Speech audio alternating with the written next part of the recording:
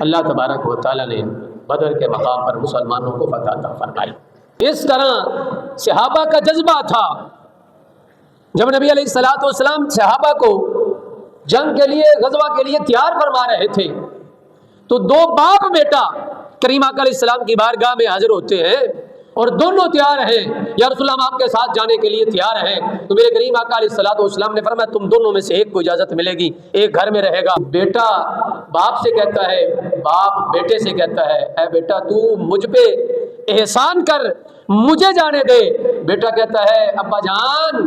اگر معاملہ کوئی اور ہوتا میں آپ کو اپنے اوپر ترجیح دے دیتا، معاملہ شہادت کا اور جنت کا ہے، میں آپ کو اپنے اوپر ترجیح نہیں دے سکتا۔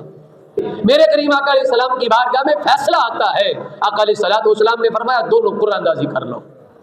باپ اور بیٹا دونوں تیار ہیں، کریم آقا علیہ الصلوۃ والسلام نے فرمایا دونوں قرعہ اندازی کر لو۔ جب قرعہ نکلا تو بیٹے کے نام پر نکلا، باپ بڑا پریشان ہے، لیکن کریم آقا علیہ السلام نے فرمایا چونکہ قرعہ تیرے بیٹے کے نام نکلا ہے، تیرا بیٹا غزوہ بدر میں شامل ہوگا، تو گھر کی رکھوالی کرے گا۔ انہوں نے 1 سال بڑی مشکل سے گزارا، پھر باپ نے، بیٹا جنگ میں شامل ہوا، غزوہ بدر میں شہادت کے درجے پر فائز ہوا، اور باپ نے پیچھے 1 سال بڑی مشکل سے گزارا۔ اور 1 سال کے بعد جب غزوہ احد آیا تو سب سے پہلے بارگاہ رسالت میں حاضر ہو گئے، یا رسول اللہ اب تو میری باری ہے۔ اور پھر میرے کریم آقا علیہ الصلوۃ والسلام نے اجازت دی اور باپ غزوہ احد میں شہادت کے درجے پر فائز ہوا۔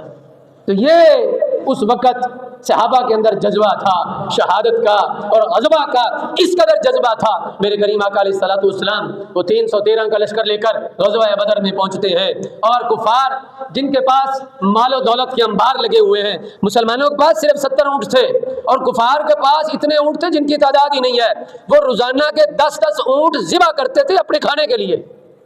اتنے اونٹ ان کے پاس تھے، 100 گھوڑے تھے۔ اور جب ابو جہل نے اپنا جاسوس بھیجا کہ جاؤ مسلمانوں کی تعداد کا پتہ لگا کر آؤ، تو وہ جاسوس واپس جا کر یہ بتاتا ہے، اس نے گنتی نہیں کی، صرف اتنا بتاتا ہے کہ وہ ایک وقت میں 1 اونٹ کھا سکتے ہیں، ایک وقت میں 1 اونٹ کھا سکتے ہیں، بس اتنی تعداد ہے۔ انہوں نے اندازہ لگایا کہ 300 کے لگ بھگ ہیں، صرف 300 کے لگ بھگ ہیں، لیکن کفار کی اپنی تعداد کہ وہ 10-10 اونٹ ذبح کر کے کھا جاتے تھے، اتنے ان کے پاس آلات حرب ہیں،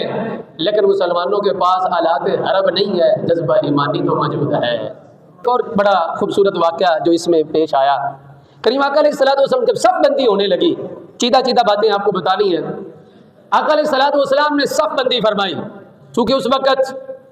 غزوے کا جنگ کا طریقہ کار یہ ہوتا تھا کہ ایک طرف سے ایک پہلوان آتا ہے، دوسری طرف سے دوسرا پہلوان آتا ہے، دونوں آپس میں جب آمنے سامنے ہوتے ہیں ایک دوسرے کو مبارزت طلب کرتے ہیں کہ آؤ میرے مقابلے میں، تو دوسرے لشکر سے ایک پہلوان آ کے اس کا مقابلہ کرتا ہے۔ تو کریم آقا علیہ الصلوۃ والسلام نے صف بندی فرمائی کہ پہلے کون جائے گا، پھر کون جائے گا، پھر کون جائے گا، ایک نام ملتا ہے۔ کریم آقا علیہ الصلوۃ والسلام ایک تیر اپنے ہاتھ میں لیے ہوئے ہیں اور اس تیر سے صف بندی فرما رہے ہیں، صف بندی ہو رہی ہے۔ ایک نام ہے حضرت سواد بن عزیہ،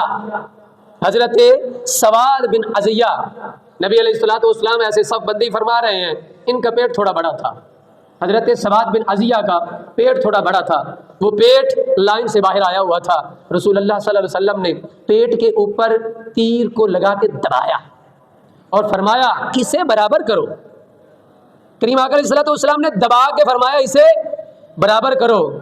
وہ عرض کرتا ہے یا رسول اللہ آپ نے مجھے یہ دبا کے تکلیف دی ہے، مجھے بدلہ دیجیے۔ اللہ اکبر، صف بندی ہو رہی ہے، جنگ کا میدان ہے، صحابہ کا جذبہ ایمانی بھی ہے اور محبت رسول بھی کوٹ کوٹ کے بھری ہوئی ہے۔ حضرت سواد بن عزیہ کہتی ہے یا رسول اللہ تکلیف دی ہے آپ نے اور آپ کا حکم ہے بدلہ، یا رسول اللہ بدلہ دیجیے۔ نبی علیہ الصلوۃ والسلام نے فرمایا بدلہ چاہتے ہو؟ ہاں یا رسول اللہ بدلہ چاہتے ہیں۔ رسول اللہ صلی اللہ علیہ وسلم نے اپنا کرتا مبارک اپنے پیٹ سے ہٹایا، حضرت سواد بن عزیہ رضی اللہ تعالیٰ عنہ رسول اللہ کے پیٹ کے ساتھ چمٹ گئے اور عرض کرتے یا رسول اللہ میری خواہش یہ تھی آپ کے جسم کے ساتھ میرا جسم ٹچ ہو جائے گا، یا رسول اللہ آگ دوزخ کی مجھے چھو نہیں سکتی۔ اس پر رسول اللہ صلی اللہ علیہ وسلم نے پھر حضرت سواد بن عزیہ کے لیے مزید دعائے خیر فرمائی۔ پھر جب صفیں درست ہو چکی تو نبی علیہ الصلوۃ والسلام نے لشکر کو ہدایات فرمائی۔ اب یہاں سے یہ معرکہ شروع ہوتا ہے، یہ غزوہ شروع ہوتا ہے، بدر سجتا ہے اور پھر مسلمان کفار کے اوپر غالب آتے ہیں۔ پھر آقا علیہ الصلوۃ والسلام نے پھر یہ اعلان فرمایا کہ اللہ تبارک و تعالیٰ کی طرف سے یہ اعلان ہو چکا ہے، رب تمہیں غلبہ عطا فرمائے گا، یہ کفار ہمیشہ کے لیے مغلوب ہو جائیں گے۔ توجہ رکھیے، یہ صرف بتانے کا مقصد یہ ہوتا ہے کہ مسلمان اگر تھوڑے بھی ہو، جذبہ ایمانی موجود ہو، تو کفار جتنے مرضی زیادہ ہوں۔ آج یہ بتایا جاتا ہے جی کفار کی تعداد زیادہ ہے، ان کے پاس آلات حرب زیادہ ہیں، ان کے پاس چیزیں زیادہ ہیں، ان کے پاس مالی لحاظ سے وہ مضبوط ہیں، ایٹمی لحاظ سے مضبوط ہیں، اسلحے کے لحاظ سے مضبوط ہیں۔ میں نے کہا غزوہ بدر پڑھ کے دیکھ، مسلمانوں کے پاس تو تلواریں بھی پوری نہیں ہیں، اور کفار کا ہر بندہ تلوار سے لیس ہے، ہر بندے کے پاس علیحدہ علیحدہ تلوار ہے، لیکن جب جذبہ ایمانی موجود تھا، رب ذوالجلال نے پھر بھی فتح عطا فرما دی ہے۔ جب جنگ کی آگ بھڑک اٹھی، قریش کے 3 شاہ سوار جو قریش کے سب سے بڑے شاہ سوار ہیں، ایک کا نام عتبہ ہے، دوسرے کا نام شیبہ ہے، جو دونوں ربیہ کے بیٹے ہیں اور دونوں اتنے بڑے بڑے شاہ سوار ہیں کہ سامنے 100 بندہ بھی آ جائے تو اکیلے ان 100 کے لیے بھی کافی ہوا کرتے تھے۔ اس کے ساتھ عتبہ کا بیٹا ولید بھی آیا، انہوں نے اپنی سب سے الگ ہو کر دعوت مبارزت چل طلب کی۔ نبی علیہ الصلوۃ والسلام نے ان کے مقابلے کے لیے 3 انصاریوں کو چناؤ فرمایا، 3 انصاریوں کو منتخب فرمایا، حضرت عوف اور حضرت معوذ اور حضرت عبد الرحمن بن رواحہ، تینوں انصاری صحابی جب کریم آقا علیہ الصلوۃ والسلام کے حکم سے میدان جنگ میں نکلے تو یہ عتبہ، شیبہ اور عتبہ کا بیٹا ولید ان انصاریوں سے کہتے ہیں کہ تم کون ہو، کس جماعت سے تعلق رکھتے ہو؟ حضرت عوف اور حضرت معوذ کہنے لگے ہم انصار سے تعلق رکھتے ہیں، تو یہ کہنے لگے کہ ہم مدینے کے چرواہوں سے لڑنے نہیں آئے، ہمیں ہمارے چچیرے بھائیوں کو بھیجو جو ہمارے ہی خاندان کے ہیں، قریشیوں کو بھیجو وہ ہم سے مقابلے کے لیے آئے۔ جب نبی علیہ الصلوۃ والسلام نے عتبہ، شیبہ اور ولید کے یہ الفاظ سنے تو آقا علیہ الصلوۃ والسلام نے فرمایا اپنے چچا سے، حضرت سیدنا امیر حمزہ رضی اللہ تعالیٰ عنہ سے فرمایا چچا جان تیار ہو جائیے۔ حضرت کریم آقا علیہ الصلوۃ والسلام نے فرمایا اٹھو حمزہ، حضرت سیدنا حمزہ اٹھے، پھر فرمایا اٹھو علی، اے اسد اللہ اٹھو۔ نبی علیہ الصلوۃ والسلام کے حکم سے حضرت حمزہ اٹھے، حضرت علی اٹھے، فرمایا اے ابو عبیدہ بن حارث تم بھی اٹھو۔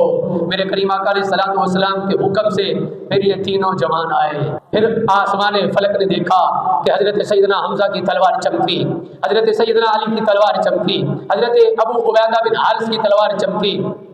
حضرت حمزہ رضی اللہ تعالیٰ عنہ یہ شیبہ کے مقابلے میں ہیں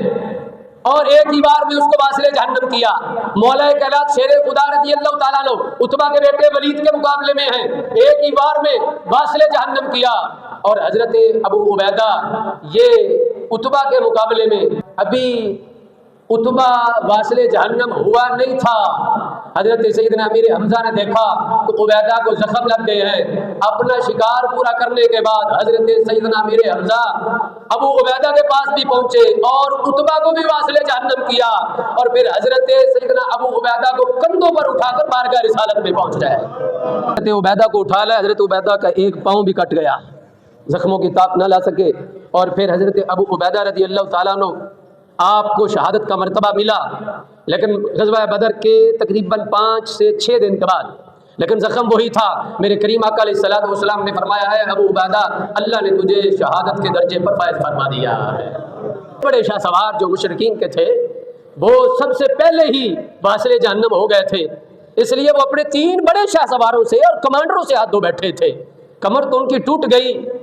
غیظ و غضب سے وہ بے قابو ہو گئے، اور پھر جس طرح بزدل کرتے ہیں یکبارگی سے حملہ کرنے کے لیے دھل پڑے۔ دوسری طرف مسلمان بھی اللہ تبارک و تعالیٰ کی نصرت کے ساتھ اور رب ذوالجلال کی مدد کے ساتھ اپنے آپ کو تیار کیے ہوئے تھے، اور پھر کریم آقا علیہ الصلوۃ والسلام کی دعائیں بھی ساتھ ساتھ تھیں۔ میرے آقا علیہ الصلوۃ والسلام نے جب صفیں درست فرمائی تو صفیں درست فرمانے کے بعد آپ واپس اپنے خیمے میں تشریف لائے اور رب ذوالجلال کی بارگاہ میں دستے دراز ہوئے اور رب ذوالجلال کی بارگاہ میں عرض کی مولا جو وعدہ فرمایا ہے پورا فرما دے۔